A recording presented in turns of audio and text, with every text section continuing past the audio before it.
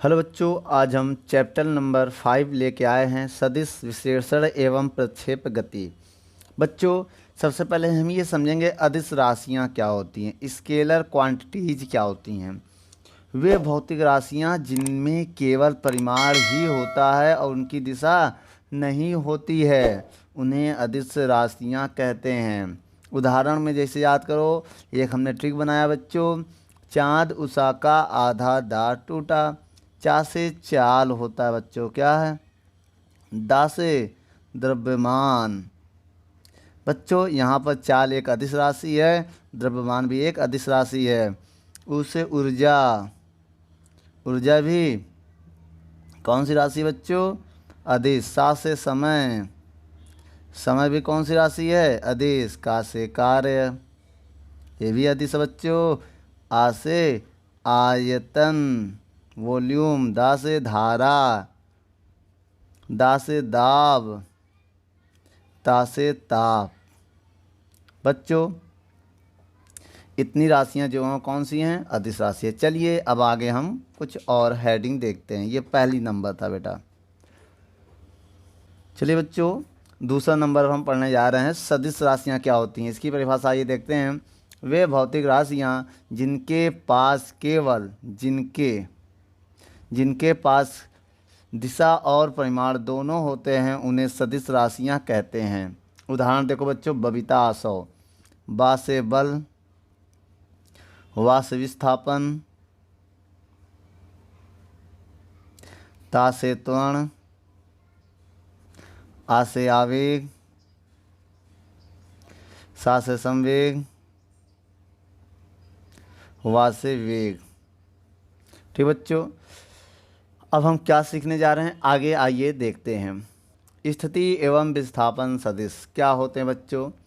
किसी कण का किसी समय अंतराल में विस्थापन सदिश कण के प्रारंभिक एवं अंतिम स्थितियों के अंतर के बराबर होता है। जैसे ये देखिए बेटा, ये अंतर के बराबर होता है स्थिति सदिश। इसके बाद स्थिति या विस्थापन सदिश एक सरल रेखा द्वारा प्रदर्शित किए जाते हैं जो कण की अंतिम स्थिति को प्रारंभिक स्थिति से जोड़ती है।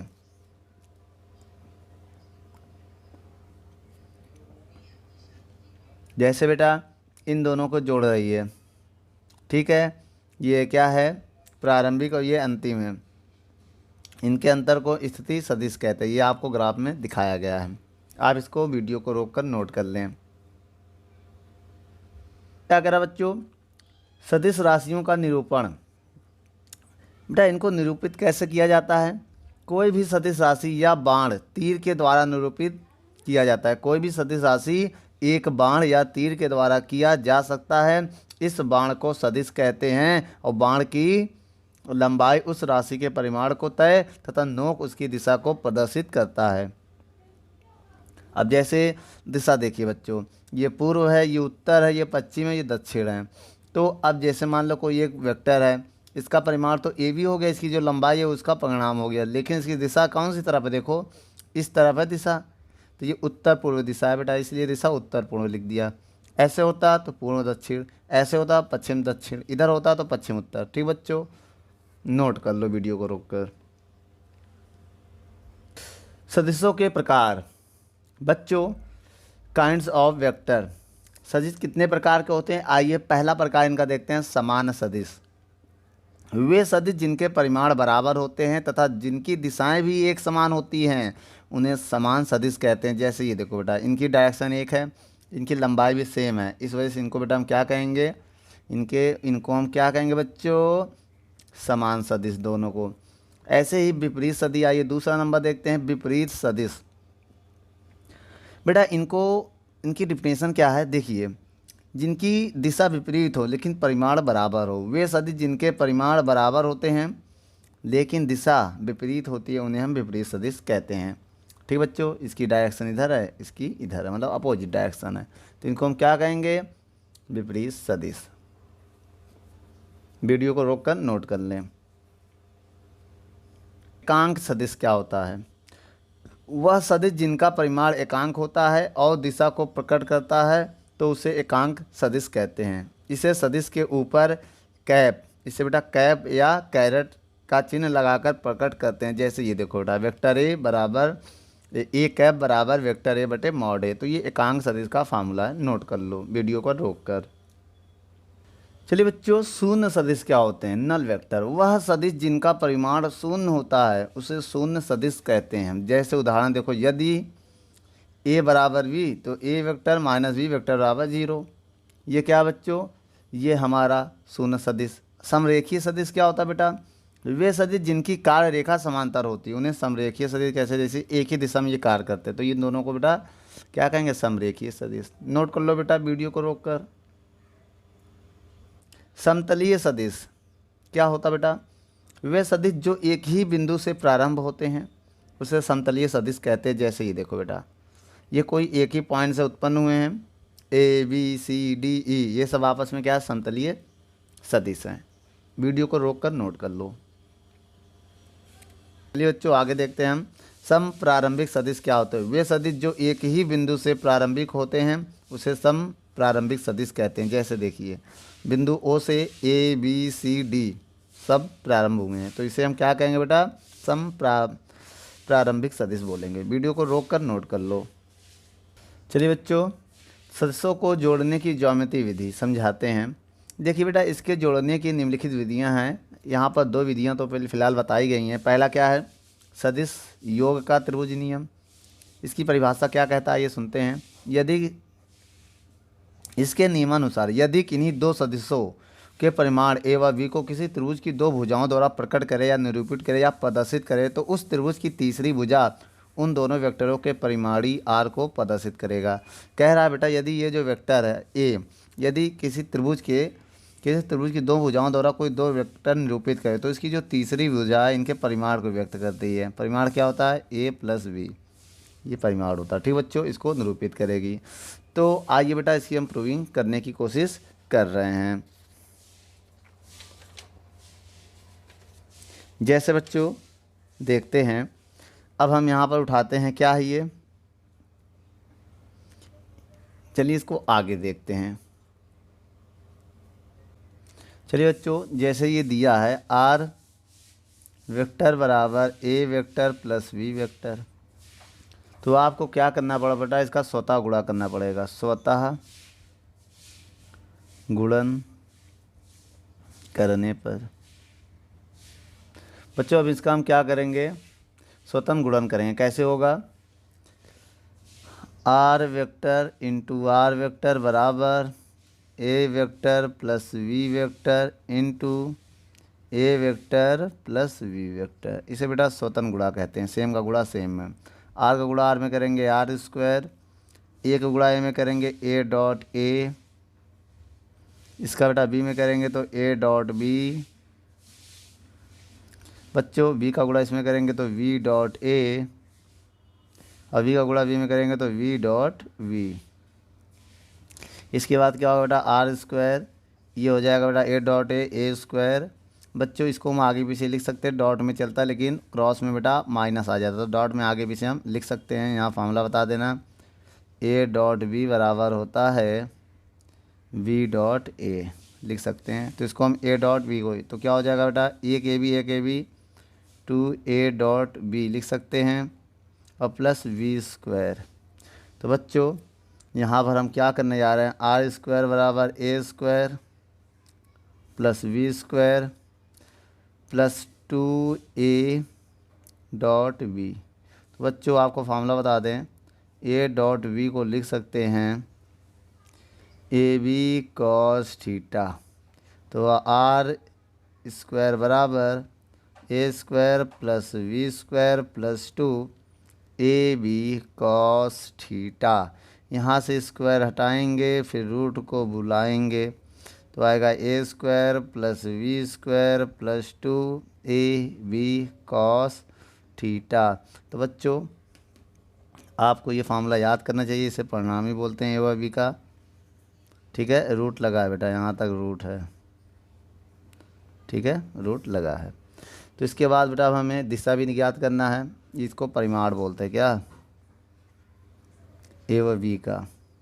अब हमें दिशा निकालना है। दिशा क्या है? थीटा है बेटा, अल्फ़ा है, टेन अल्फ़ा। ये कैसे निकालेंगे आइए हम आपको बताते हैं। इस डायग्राम में देखिए, हमें जब तक ये दूरी और ये दूरी नहीं पता चलेगी तब तक हम निकाल नहीं पाएंगे। तो एक काम करो बेटा, ई पी क्यू में देख रहे हैं, ई पी क्यू में ये थीटा है ना। अब बताना बेटा, ई पी क्यू में साइन थीटा बराबर लंब बटे कर्ण, कॉस थीटा बराबर आधार बटे कर्ण। लंब क्या है बेटा, क्यू ई है। कर्ण क्या है बेटा, कर्ण दिया है वी वेक्टर दिया है। यहाँ से क्यू ई की वैल्यू निकालें तो ये इंटू में चला जाएगा, वी वेक्टर साइन थीटा ये आएगा बेटा। अब ऐसे यहाँ से निकालो मान किसका, कॉस थीटा। आधार कितना है बेटा, आधार ये है पी ई। कर्ण कितना है, वेक्टर भी। पी ई की वैल्यू यहाँ से निकालेंगे अगर हम तो आएगा वी वेक्टर कॉस थीटा। ठीक है। अब हम क्या करने जा रहे हैं, एक फार्मूला दिशा के लिए एक फार्मूला निकालते हैं। टेन अल्फ़ा बराबर अल्फ़ा, टेन अल्फ़ा बराबर क्या होगा, लंब बटे आधार होता है। ये कौन सा त्रिभुज की बात कर रहे हैं, त्रिभुज ओ ई पी में, ओ ई पी में टेन अल्फ़ा लंब क्या है बेटा, लंब ओ ई, आधार बेटा लंब क्या है, ई क्यू है बेटा, क्यू ई है लंब, क्यू ई है देख लीजिए, आधार है ओ ई। ठीक है। अब ये देखो क्यू ई तो क्यू ई रहेगा बटे ओ ई, ओ ई लिख सकते O P plus P E, O P plus P E लिख सकते हैं बच्चों। मान रखते हैं अब किसका किसका मान रखेंगे हम, टेन अल्फ़ा बराबर, अब बताइए O P Q E, Q E का मान क्या है देख लीजिए बेटा, क्यू ई का मान क्या है बी साइन थीटा बटे O P, O P, O P देखिए डायग्राम में दिया, ओ पी वेक्टर ए है किसके बराबर है, ए के बराबर है। उसके बाद plus P E B cos theta के बराबर है। ठीक बच्चों, ये आ गई मेरी प्रूविंग, आप इसे नोट कर लो।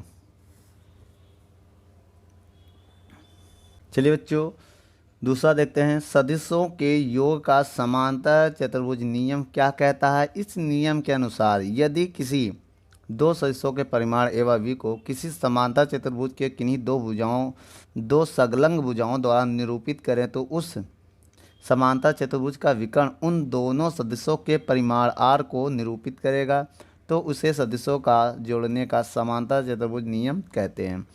बच्चों आप समझिएगा, ये क्या है, त्रिभुज है देख लीजिए, ये किसी त्रिभुज की दो भुजाएं हैं, वेक्टर ए वेक्टर बी। समांतर त्रिभुज की कोई दो भुजाएं हैं, वेक्टर ए और वेक्टर बी, ये संलग्न भुजाएं हैं।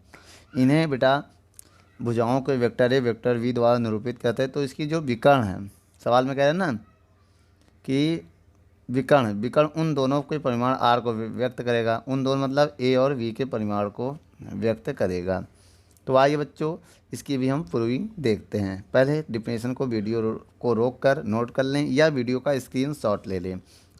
यदि आप इस चैप्टर के न्यूमेरिकल को देखना चाहते हैं या इसके बाद के सभी चैप्टरों के न्यूमेरिकल को देखना चाहते हैं तो इसी वीडियो के डिस्क्रिप्शन बॉक्स में आप जाइए, आपको सारे लिंक मिल जाएंगे, या प्लेलिस्ट में जाइए, आप वहाँ पर देख कर लिख सकते हैं। प्लेलिस्ट सबसे लास्ट में आपको मिल जाएगा। चलिए बच्चों इसकी डेरिवेशन को देखते हैं अब हम। देखिए इसमें हम क्या करेंगे, आर बराबर उठाएंगे A dot B, A plus B. Similarly same वैसे ही करना है, स्वतः गुणा करेंगे, क्या स्वतः गुणा करने पर। अब ध्यान देना, आर डॉट आर बराबर ए प्लस बी और डॉट ए प्लस बी। बच्चों अभी इससे पहले हमने किया था तो क्या आया था, आर बराबर रूट के अंदर A square B square 2ab cos theta, ये आया था तो इसको नोट कर लो। वैसे ही सवाल है, पूरा बताने से क्या फ़ायदा। ठीक बच्चों, इसका दिशा भी वैसे ही आएगा। आइए हम आपको बता देते हैं दिशा। इसको बेटा परिमाण बोलते हैं। अब हमें दिशा निकालनी है। दिशा कैसे निकालेंगे? टेन अल्फ़ा बराबर लंब बटे आधार होता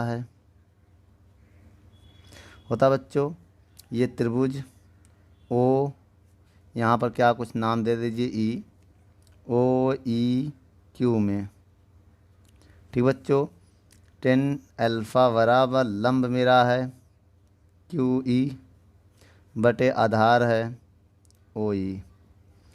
टेन अल्फ़ा बराबर क्यू ई बटे ओ ई को लिख सकते हैं ओ पी प्लस पी ई।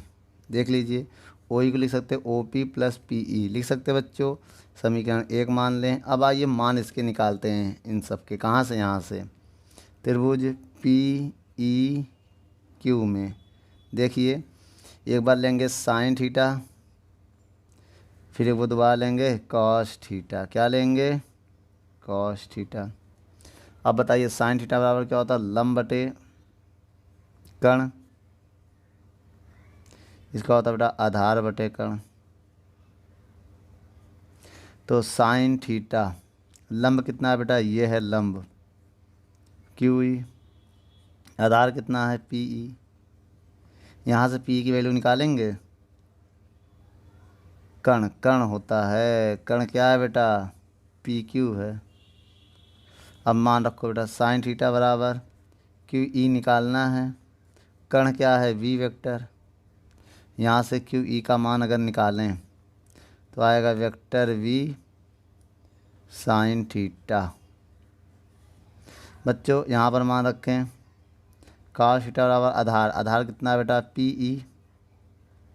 कर्ण कितना है? V vector.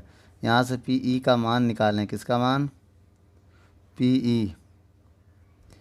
तो क्या आएगा? Vector V cos theta. ठीक बच्चों, अब ये मान समीकरण 1 में रखते हैं। समीकरण 1 से मान रखो बेटा tan alpha Q E, Q E का मान कितना निकाले हैं? बी साइन थीटा बटे ओ पी देगा दिया vector A plus B cos theta. P E का मान क्या है? 20 कॉस थीटा। नोट कर लो बच्चों इसको।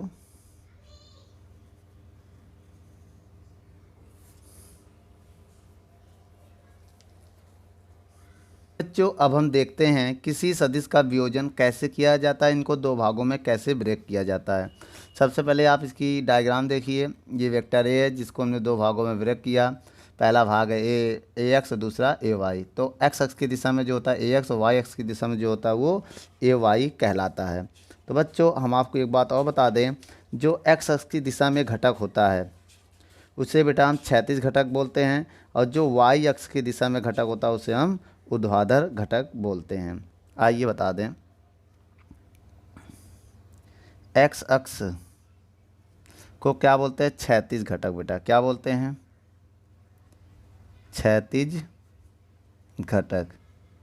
ठीक बेटा। और वाई अक्ष में जो होता है उसे ऊर्ध्वाधर घटक बोलते हैं। चलिए बच्चों, अब हम सबसे पहले लेंगे त्रिभुज ओ पी आर में। एक बार लगाएंगे साइन थीटा बराबर किसके बराबर बच्चों? साइन थीटा बराबर क्या होता है? लंब। लंब क्या है? R P. लंब बटे कर्ण क्या है? O R. साइन थीटा बराबर लंब, लंब देखिए अगर ये ए वाई है तो बेटा ए भी ए वाई होगा, ये ए एक्स है तो ए भी ए एक्स होगा। डिस्टेंस मान लिया ये क्या बेटा? ए वाई बटे ए। यहाँ से हम ए वाई की वैल्यू निकाल लें। ए वाई वेक्टर है बेटा, ए वाई वेक्टर बराबर होगा ए साइन थीटा। इसको समीकरण 1 मान लेंगे हम। ऐसे ही हम निकालने जा रहे हैं इसी त्रिभुज में ओ पी आर में कॉस थीटा बराबर क्या होता है, आधार बटे कर्ण। आधार क्या है, ओ पी, कर्ण क्या है, ओ आर। ओ पी क्या है, ए एक्स वेक्टर और वेक्टर ए। ओ पी क्या है, वेक्टर है। यहाँ से ए एक्स की वैल्यू निकालेंगे जब, ये इधर चला जाएगा तो ए कॉस थीटा आएगा। इसमें वेक्टर है बेटा, ठीक है, वेक्टर लगा देना। समीकरण 2 मान ले रहे हैं। अब हम क्या करेंगे समझिएगा, यहाँ पर समीकरण 1 एंड 2 का वर्ग करके जोड़ने पर, वर्ग करके जोड़ने पर, आइए जोड़ते हैं बेटा। जब इसका स्क्वायर करेंगे ए वाई स्क्वायर होगा, अब इसका स्क्वायर करेंगे ए एक्स स्क्वायर होगा बराबर, अब इसका स्क्वायर करेंगे ए स्क्वायर साइन स्क्वायर होगा, जब इसका स्क्वायर करेंगे ए स्क्वायर कॉस स्क्वायर होगा। बेटा एक बार इसका स्क्वायर एक्स, पहले क्या है इसका स्क्वायर, फिर इसका स्क्वायर, फिर बराबर लगा के इसका, और फिर इसका स्क्वायर करके लिख दो। बच्चों अब हम क्या करने जा रहे हैं, पहले एक्स वाला लिख दे रहे हैं, ए एक्स स्क्वायर ए वाई स्क्वायर, ए कॉमन कर लिया, अंदर बचा sine square theta plus cos square theta, जिसकी वैल्यू 1 होती है। इसकी वैल्यू क्या होती है बेटा, 1 होती है। तो क्या आएगा, ए एक्स स्क्वायर प्लस ए वाई स्क्वायर बराबर ए स्क्वायर। अब आपको पता है स्क्वायर हटाएंगे तो रूट लग जाएगा बेटा, इसका इस पर स्क्वायर आएंगे तो इस पूरे पर रूट लग जाएगा। तो क्या आएगा बच्चों, ए एक्स स्क्वायर ए वाई स्क्वायर। बच्चों ये आंसर आ गया, नोट कर लो। उसके बाद हम क्या करेंगे बच्चों, आप देखिए समीकरण 1 में, ये 2 है ना, समीकरण 1 में 2 का भाग देते हैं, 2 का भाग देने पर, भाग देने पर, आइए बच्चों भाग देते हैं। समीकरण 1 क्या है, ये है ए वाई वेक्टर बराबर ए वेक्टर साइन थीटा, भाग दे रहे बेटा ए एक्स का, ए एक्स वेक्टर बराबर ए कॉस थीटा।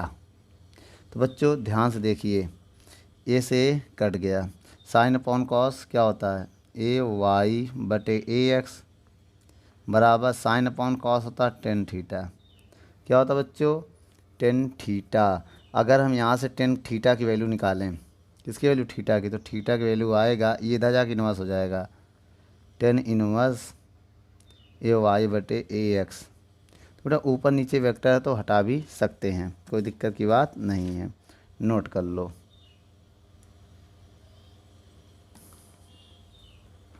बच्चों एकांक लंब कोणीय सदिश आई जे के अदिश गुणनफल में संबंध क्या होता है, I dot I Z dot Z के की वैल्यू 1 होती है, और अलग अलग डॉट होगा, जैसे आई डॉट जे डॉट के डॉट आई, तो इसका आंसर 0 आएगा। ऐसे ही ए डॉट बी को हम ए बी कॉस थीटा लिख सकते हैं। ये आप फॉर्मूला याद कर लेना, आपको बहुत योगदान होगा। तो बच्चों दूसरा देखिए, लंब कोणीय एकांक सदिश आई जे के सदिश गुणनफल में संबंध, आई क्रॉस आई जे क्रॉस जे के क्रॉस के की वैल्यू 0 होती है बच्चों। उसके बाद देखिए आई क्रॉस जे है, अगर आई क्रॉस जे तो आंसर के आएगा, समझ गए। और जे क्रॉस के है, जे क्रॉस के है तो आंसर आई आएगा।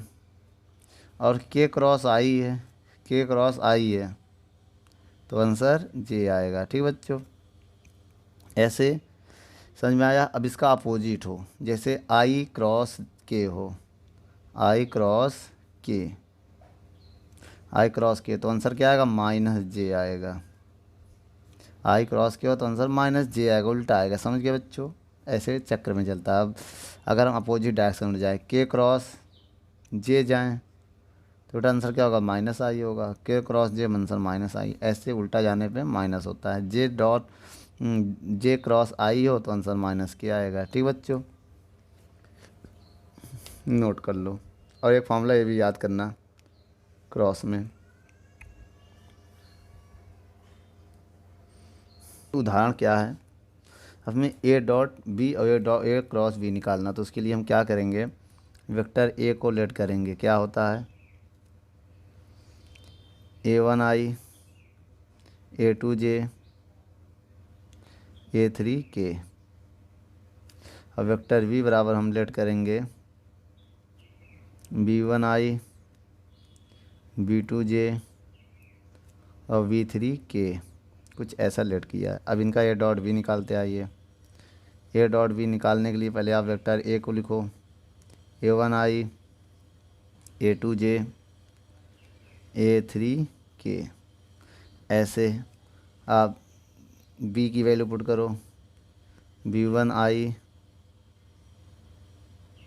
Plus V2j plus V3k। बच्चों ए डॉट बी बेटा आई गुणा आई में करो। ए डॉट देखो आई गुणा आई में करेंगे तो बच्चों आई का गुणा आई में करेंगे A1.B1 आएगा प्लस बेटा आई का गुणा जे में करेंगे अगर तो आई डॉट जे जीरो होता है। आई का गुणा के में करेंगे तो आई डॉट के जीरो होता है तो उनको हम छोड़ देंगे। अब जे का गुणा जे में करेंगे A2B2 और के का गुणा के में करेंगे तो बेटा क्या आएगा A3B3 आएगा। ये है आंसर। इससे ज़्यादा इसको सॉल्व अब नहीं कर सकते हैं। ठीक बच्चों, ऐसे ही क्रॉस का भी निकालना सिखाएंगे। आइए देखते हैं। क्रॉस निकालने के लिए ए क्रॉस बी आपको क्या करना पड़ेगा, एक टेबल बनाना पड़ेगा। ए तरफ लिखेंगे आई जे के। बेटा अब आई के गुणांक क्या है, पहले नंबर आई का गुणांक A1, जे का गुणांक A2 और के का गुणांक A3। अब बेटा दूसरे में आइए, आई का गुणांक B1 B2 B3। तो बेटा इसमें गुणा करने के लिए हम क्या करेंगे, सबसे पहले हम आई लिखेंगे, आई के सामने आई के नीचे छोड़ देंगे, इसके सामने इसके नीचे छोड़ देंगे तो जो बचेगा उनका क्रॉस मल्टीप्लाई करेंगे, बीच में माइनस लगाते हैं, इसका यहाँ मल्टीप्लाई करेंगे A2V3 माइनस, अब इसका इधर गुणा करेंगे B2A3, ब्रैकेट बंद कर देंगे। पहले आई प्लस में लेना, दोबारा आपको जे माइनस में लिखना पड़ेगा। तो क्या आएगा, इसके नीचे इसके सामने छोड़ देंगे, समझ लेंगे है ही नहीं, इसके नीचे इसके सामने जो बचे उनका क्रॉस गुणा करेंगे, जो लेते हैं उसके नीचे छोड़ देते हैं, उसके सामने छोड़ देते हैं। A1B3 A1B3 और B1A3 उसके बाद प्लस लिखेंगे। अब के आएगा प्लस माइनस प्लस अल्टरनेट चलता बच्चों ये। अब उसके नीचे अब इसके सामने छोड़ देंगे A1B2 माइनस B1A2। तो बेटा ये आ चुका है। इससे आगे अब इसको सॉल्व नहीं किया जा सकता जब तक वैल्यू ना गिवन है। नोट कर लो बच्चों। देखिए प्रक्षेप गति क्या हो, जब किसी पिंड को एक प्रारंभिक वेग u से किसी भिन्न दिशा में फेंका जाए तो वह गुरुत्वाकर्षण g के अंतर्गत ऊर्ध्वाधर तल में एक वक्रपथ पर, देखिए ये वक्रपथ है, एक वक्रपथ पर गति करता है तो ऐसी गति को प्रक्षेप गति कहते हैं और उसके पथ को प्रक्षेप पथ कहते हैं बच्चों। ठीक है, ये परिभाषा आप समझ गए। तो आप डायग्राम को समझिए ज़रा। देखिए बच्चों इस डायग्राम में क्या है, सबसे पहले क्या था, ये मूल बिंदु ओरिजिन है, मूल बिंदु, इसको किसी पिंड को फेंका गया तो इसको प्रक्षेप पथ कहते हैं। ये जो दूरी है, इधर का जो वेलोसिटी है ux और ये o है, और ऊपर का जो वेलोसिटी है ui, क्योंकि बेटा u को दो भागों में यहाँ भी विक्षेपित हो गया, एक x की दिशा में और दूसरा y x की दिशा में। तो अब ये मान लिए इतनी दूरी x और इतनी दूरी y, और टोटल दूरी को हमने r मान लिया जिसे परास कहते हैं। और ये जो हाइट है इसे h मान लिया। यहाँ पर बिंदु P भी जीरो है क्योंकि अधिकतम पॉइंट पर वेग हमेशा जीरो होता है बच्चों। और इस पथ को क्या बोलेंगे, प्रक्षेप पथ। तो बच्चों अब हम क्या करेंगे, इसके सूत्र का निगमन करेंगे। तो क्वेश्चन क्या है, प्रक्षेप गति। अब देखिए हमें निकालना क्या, प्रक्षेप पथ। प्रक्षेप का पथ कैसे निकालेंगे, सबसे पहले आप इस डायग्राम में देखिए, इसमें जो क्षैतिज घटक है, क्या बच्चों, क्षैतिज घटक वो क्या है, ux है। ux को क्या लिख सकते हैं हम, u cos थीटा। और जो ऊर्ध्वाधर घटक है, क्या बच्चों, ऊर्ध्वाधर घटक उसको हम क्या लिख सकते हैं, you why you sine theta. तो बेटा एक बार हम एक्स अक्ष की दिशा में दूरी निकालेंगे, आइए निकालते हैं। एक्स अक्ष की दिशा, बेटा हम केवल ये छोटे से भाग का निकालेंगे इतने का, ठीक है। याद रखना ये जो छोटे से भाग हमने बनाया पॉइंट, इसको कुछ मान लो, ये पी है तो इसको आप P1 मान लो, ठीक है बेटा। तो ये इतने पॉइंट के लिए हम निकालेंगे। तो एक्स अक्ष की दिशा में, तो बेटा इसमें क्या करेंगे हम, अच्छा ये बताइए, एक्स अक्ष की दिशा में आप लोगों ने फार्मूला पढ़ा होगा, दूरी बराबर चाल गुणे समय, पढ़ा होगा ना बच्चों। अब बताइए दूरी क्या है, मेरा एक्स अक्ष की दूरी देखिए, छोटी सी दूरी हमने तय की एक्स, और जो चाल है यहाँ का क्या है यू एक्स, और जो समय लगा स्मॉल टी। यहाँ से अगर हम u की वैल्यू पुट करें, यू एक्स को क्या लिख सकते हैं, देखिए यू कॉस थीटा, तो यू कॉस थीटा लिख दिया इनटू टी, यू एक्स को क्या लिख दिया, यू कॉस थीटा। यहाँ से टी का मान निकालें अगर, टी का मान, तो ये क्या आ जाएगा, नीचे जाएगा बच्चों, कहाँ जाएगा, नीचे जाएगा ना। जब नीचे जाएगा तो आएगा एक्स बटे यू कॉस थीटा, भाई इसको नीचे लगा देंगे तो टी बराबर एक्स बटे यू कॉस थीटा, वही है, आगे पीछे हमने लिख दिया। ये समय आ गया, क्या आ गया बच्चों, सबसे पहले अब इसके बाद लिखेंगे वाई एक्स की दिशा, वाई अक्ष की दिशा में,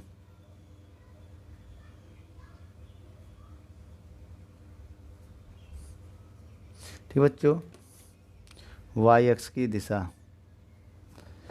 अब आप ये बताइए, जो वाई अक्ष की दिशा में दूरी है, देखिए हमने किसका फार्मूला लगाया था, ये दूरी का लगाया था, दूरी का। तो यहाँ पर गति का द्वितीय समीकरण लगाते हैं, गति का द्वितीय समीकरण क्या होता है बेटा, गति का जो द्वितीय समीकरण होता है, अगर हम देखें तो उससे होता है y बराबर, क्या होता है बच्चों, दूरी का समीकरण जो होगा, y क्यों ले रहे हैं बता रही है, होता y नहीं h बराबर होता है, h बराबर U T plus half G T square होता है। लेकिन ये चीज़ डायग्राम में देखिए नीचे से ऊपर जा रहा, जब कोई चीज़ नीचे से ऊपर जाता है उसका त्वरण घटता है, माइनस में लेते हैं। तो अब बेटा जो दूरी हमारा फार्मूला देखिए, जो हाइट है इस डायग्राम में देखो, जो हाइट है वो क्या है, एच का काम वाई कर रहा है, और जो वेग हमारा यू वाई कर रहा है, जो समय वो टी है, और जो ऊपर जा रहा तो जी माइनस में। तो जब कोई चीज़ ऊपर गति करती है तो इसको ये वाई हो जाएगा, यो जो यू वाई है टी माइनस हो जाएगा, क्योंकि जी बेटा माइनस में होगा, त्वरण घटेगा। अब बेटा यहाँ पर टी का मान रखो, टी का मान रखने पर, मान रखो बेटा वाई बराबर यू वाई क्या लिख सकते हैं, यू साइन थीटा। बच्चों टी का को क्या लिख सकते हैं, टी एक्स बटे you cos theta minus 1/2 G T का मान क्या है बेटा, टी का मान एक्स यू कॉस थीटा का होल स्क्वायर। अब इसको थोड़ा सॉल्व करेंगे तो यू से यू कट जाएगा, साइन अपॉन कॉस 10, ये एक्स आ जाएगा, साइन अपॉन कॉस 10 थीटा होता है, माइनस 1/2 जी क्या होगा, एक्स स्क्वायर बटे you square cos square theta, ये फार्मूला होता है बच्चों। इसी को बोलते हैं प्रक्षेप का पथ का ये समीकरण है, आप इसे नोट कर लो।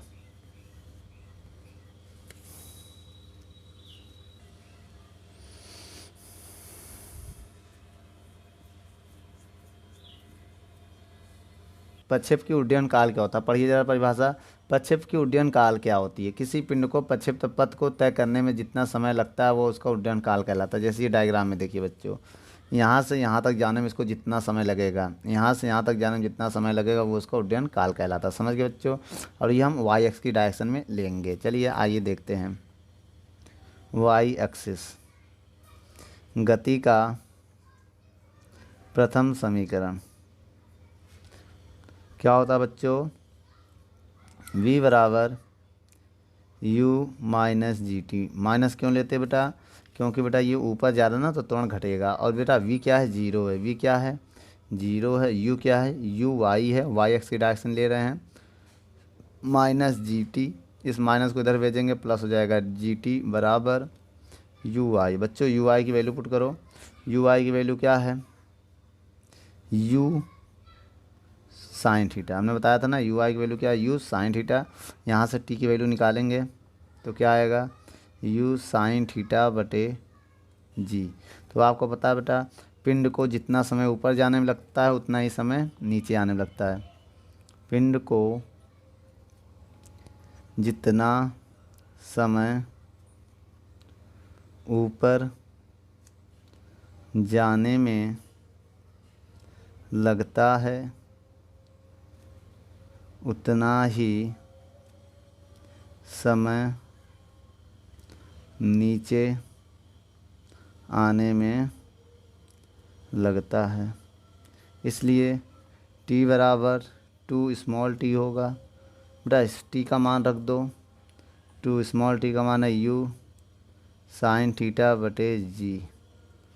बच्चों ये कंप्लीट हो गया क्या, उड्डयन काल का फार्मूला। नोट कर लो बच्चों। चलिए बच्चों परिभाषा पढ़ते हैं।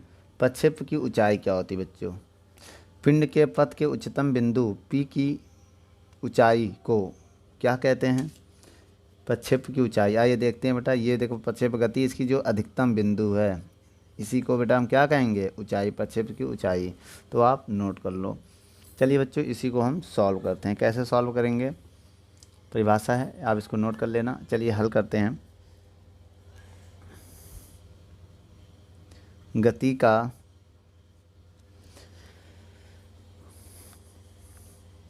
का तृतीय समीकरण क्या होता बच्चों, वी स्क्वायर बराबर यू स्क्वायर माइनस 2GH, ये होता फार्मूला। वी बेटा 0 है, यू वाई होगा क्योंकि ऊंचाई वाई एक्स के डायरेक्शन में है। 2G हाइट बेटा कैपिटल H होगा, कैपिटल को इधर लाएंगे माइनस में इधर आके प्लस हो जाएगा।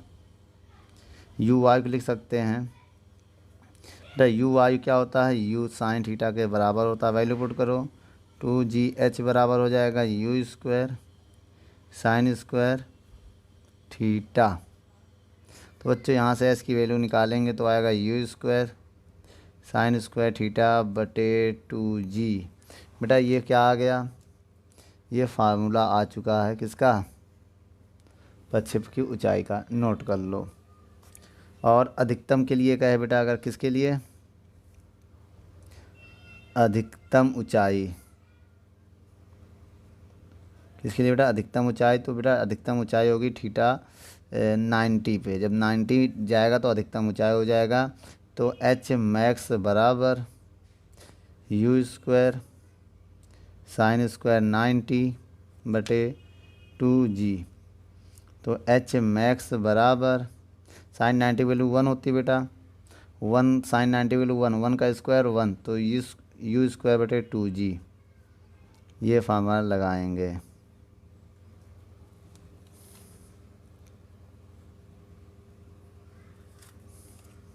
अब हम देखते हैं प्रक्षेप का प्रपरास क्या होता है। पढ़िए, प्रक्षेप का प्रयास, पिंड को प्रक्षेप पथ तय करने में जितनी क्षैतिज दूरी तय करना पड़ता है उसे उसका प्रक्षेप का प्रयास कहते हैं। इसे आज से प्रदर्शित करते हैं। ये परिभाषा आप वीडियो को रोककर नोट कर लें। चलिए बच्चों आइए डायग्राम में देखते हैं। अब इस डायग्राम में देखिए, यहाँ से लेके यहाँ की जो दूरी है क्या है बच्चों, यहाँ से लेके यहाँ की दूरी जो है वही है परास। इसे आज से प्रदर्शित करते हैं। ठीक है, पूरी क्षैतिज पथ को तय करने में जितना दूरी लगा वही उसकी परास कहलाता है। आइए बच्चों इसका निगमन करते हैं। डायग्राम में देखिएगा, अगर इसका निगमन आप सीखना चाहते हो, डायग्राम देखिए आपके स्क्रीन पर दे दिया गया है। तो आप एक्स अक्ष की डायरेक्शन में ये परास मेरा पॉसिबल है। तो इसमें क्या होता है, दूरी बराबर क्या होता है, चाल गुणे समय होता है बच्चों। दूरी मेरी r है, चाल है u, एक्स की डायरेक्शन में है, समय मेरा टोटल समय जितना समय ऊपर नीचे जाने में लगता है वो लेते हैं r। यू एक्स कितना है, u cos theta into T, capital T का मान अभी हमने निकाला था, क्या था, 2u साइन थीटा बटे जी। आप नोट कर लो, कैपिटल टी का मान क्या होता है, 2u साइन थीटा बटे जी। ये मान हमने पुट कर दिया, ये फार्मूला बन गया बेटा। u का गुणा u में करेंगे, u square 2 sine theta into cos theta बटे g। तो क्या आएगा बच्चों, ये फार्मूला मेरा बन गया। r बराबर हम यहाँ लिख दे रहे हैं, साइन 2 थीटा का फार्मूला होता है 2 sine theta into cos theta. ठीक है, तो इसको लिख सकते हैं यू स्क्वायर साइन 2 थीटा बटे जी। ये हो गया फार्मूला, नोट कर लो बच्चों। अगर बेटा अधिकतम परास का है, क्या अधिकतम परास, तो बेटा आप थीटा की जगह 45 ले लेना, क्योंकि 45 के कोण पर ये अधिकतम परास प्रकट करेगा। आर मैक्स आइए निकाल के देखते हैं, यू स्क्वायर बटे जी 2 थीटा ना बेटा साइन 90 हो जाएगा। बताओ क्यों, जब थीटा की जगह 45 लिखें, 45 दूनी 90 और साइन 90 का मान क्या होता है बेटा 1। तो अधिकतम परास का मामला आएगा ये, नोट कर लो बच्चों।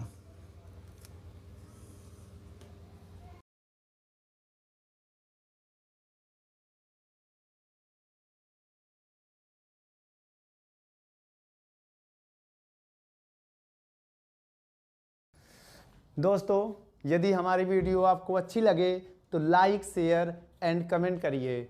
और भी अगर आप किसी टॉपिक पे वीडियो चाहते हैं तो हमारे कमेंट बॉक्स में जाके कमेंट करें, तो हम उस पर बहुत ही जल्द से जल्द वीडियो को बनाएंगे। चलिए, धन्यवाद।